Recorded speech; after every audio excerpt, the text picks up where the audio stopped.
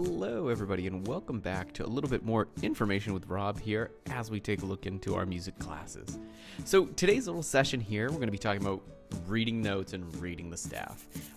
Often what I find, especially as we build up that skill from kindergarten all the way through high school, is that right around grades 2, 3, when we start to get more in depth with it, applying it to our instruments, there becomes a lot of frustration because it's a lot to look at. So really, let's break it down into 3 simple steps.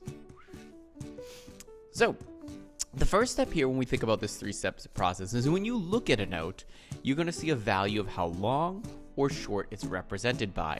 Now, there's a lot of different rhythmic solfege out there that talk about ta, ti, do, day, or takadimi. So it depends. That helps you because you can hear it and see it a little bit better. The other way to look at it is the value of notes. So, for example, when I see a whole note, you know that this note is a longer stretched out note. It's 4 beats long to keep the sound going for longer. If you see a half note, you know that it's a shorter one. It's 2 beats. And then each one, as you can tell, it's getting shorter and shorter. So then my next one would be a quarter note here. That would be 1 beat. And then an eighth note, which I always call it as a pair of eighth notes, because in beginning music here, we see it together, would be 1 beat for the 2 of them. Really quick notes. So as you look at these, the first thing your brain processes is, how long am I holding this note? Okay. Step number 2 here is then you have to compare it to the staff you're working in. Often in elementary education, we spend a lot of our time in the treble clef just because of the nature of the instruments we have. When we look at the treble clef here, we see the lines and we see the spaces. And then we go to the next classic. Hey, Ernie gives Bert dead frogs. Every good boy does fine, when you're looking at the lines there. And then we often say, think of the spaces as face in the space. F-A-C-E. Now, we use those type of little mnemonic devices to try to remind ourselves of how to remember those lines and spaces.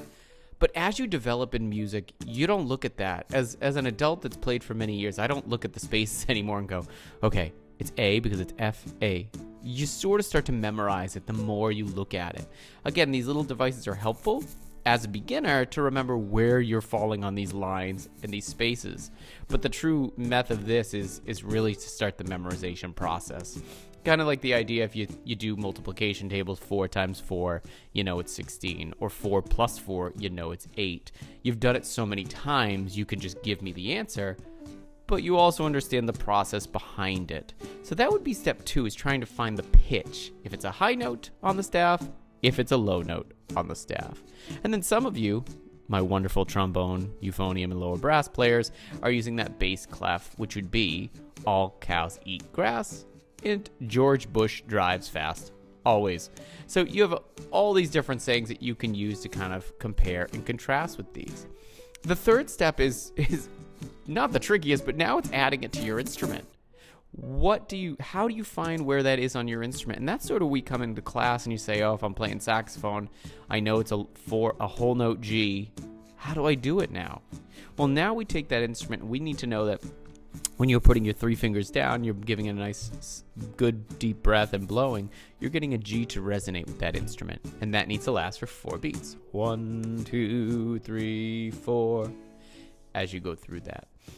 Often what I try to do, and many of us as music educators, is start with only a few notes, starting in the beginning tone, so you can do songs like Mary Had Little Lamb, Hot Cross Buns, expanding out to the alphabets and the ABCs, Baba Black Sheep, 5-note songs, and going from there.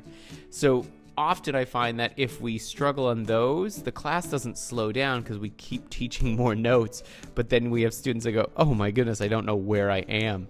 So that can become absolutely overwhelming. And that's okay. It's just going back to these steps and refreshing that.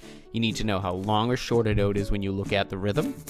You need to know how high or low it is when you look at the pitch.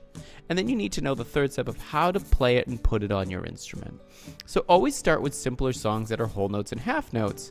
And that's going to be an easy way to build this. Because again, like anything else, the more and the longer you work on these processes, the easier it becomes.